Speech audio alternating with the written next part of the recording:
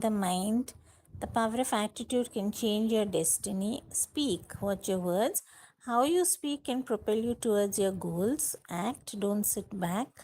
Take active steps to turn your dreams into reality. Soon you will be energized and see new possibilities. You will be able to counter adversities and develop talents unique to you.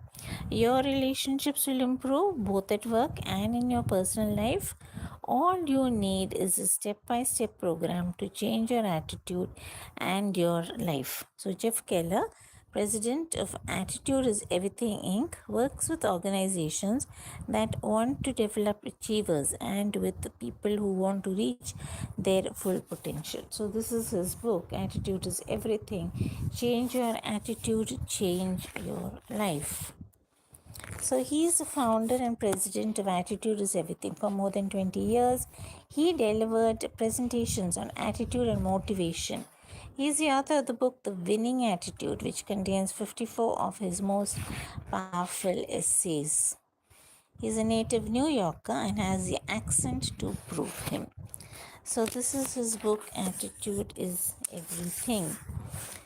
So it's surely a nice book to be reading, and the contents of this book include an introduction where he talks about the night that changed his life. Part 1, success begins in the mind. And this, there are lessons, 5 lessons, which are: your attitude is your window to the world, you're a human magnet, picture your way to success, make a commitment and you'll move mountains, turn your problems into opportunities. The second part deals with watch your words. First part was success begins in the mind, and then 5 lessons under that. In part 2, it is watch your words. So here are 3 lessons in this, which are lesson 6, your words blaze a trail. Lesson 7, how are you? And lesson 8, stop complaining. In part 3, he talks about heaven helps those who act. So here there are 4 lessons. Lesson 9 is associate with positive people. Then confront your fears and grow. Get out there and fail. And finally, 12th lesson, networking that gets results. So all of these lessons are there in this book, an expanded content form. And then you will have finally the conclusion, which is change your attitude and you change your life. So let's take a look at the first one, the night that changed my life, which is an introduction. Williams James has given a quote, has been quoted for this: the greatest discovery of my generation is that human beings can alter their lives by altering their attitudes of mind. In 1980, the author says he graduated from law school and thought I'll be a lawyer for the rest of my life. After all, that's what I wanted to do since my early teenage years. At first, everything went according to plan. After lots of studying that summer, I passed the bar exam and was admitted to practice law in New York. My personal life was also on the upswing. In early 1981, I married Dolores, a law school classmate. I was on my way to much success and happiness, or so I thought. But after practicing law for a few years, I realized I wasn't happy at all.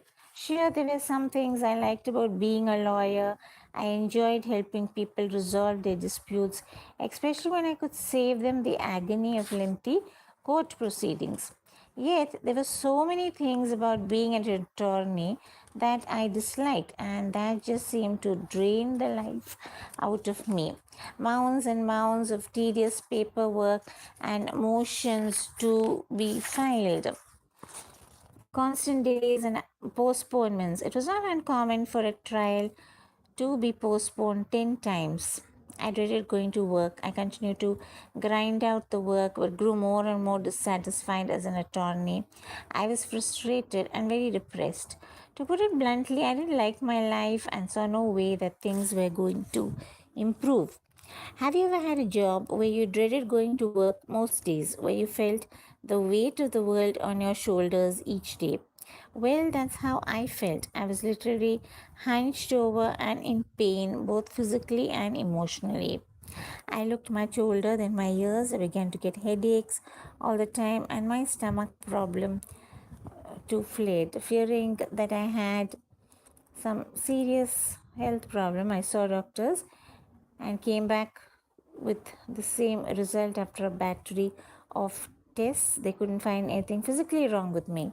One of the doctors suggested I take Malox to calm my stomach. Spiritually, I was dead. Nothing in my life had much meaning, and the day-to-day drudgery was also affecting my appearance. Although the first was in his late 20s, he looked like he was 40.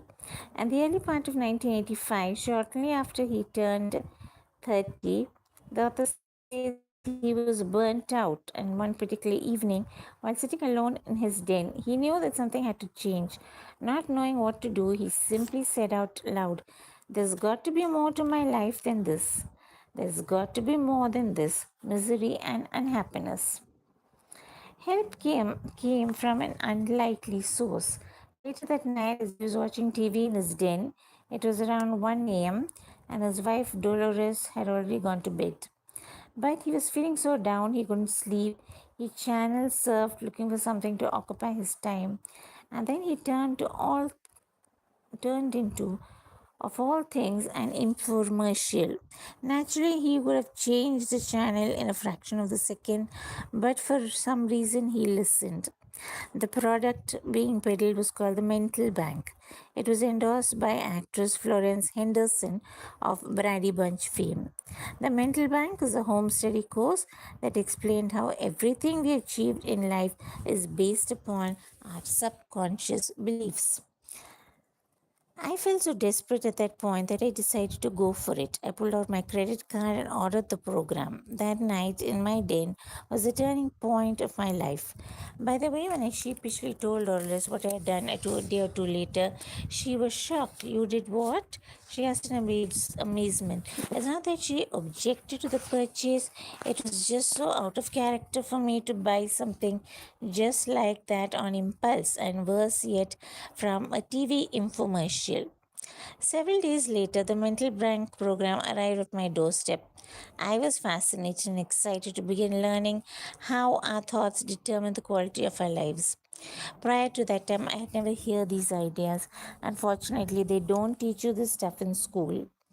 The Mental Bank program spurred me to seek out other motivational resources. I began to read books by Napoleon Hill, Og Mandino, Norman Vincent Peale, and Robert Schuller.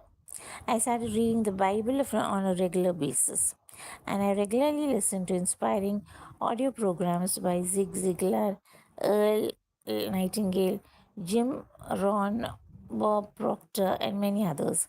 I felt like a person who had wandered for days in the desert with a parched throat and then suddenly found a stream of water. Now, I can't tell you that everything in my life changed overnight because it didn't happen that way. From the moment I began to change from a negative attitude to a positive attitude, I started to get significant results. I felt better, I had more energy, and I started to achieve goals that I never would have accomplished before, all because of a change in my attitude. I'm also happy to report that when people now ask how old I am and I say 57, they invariably reply, "You look much younger." It's all in the attitude.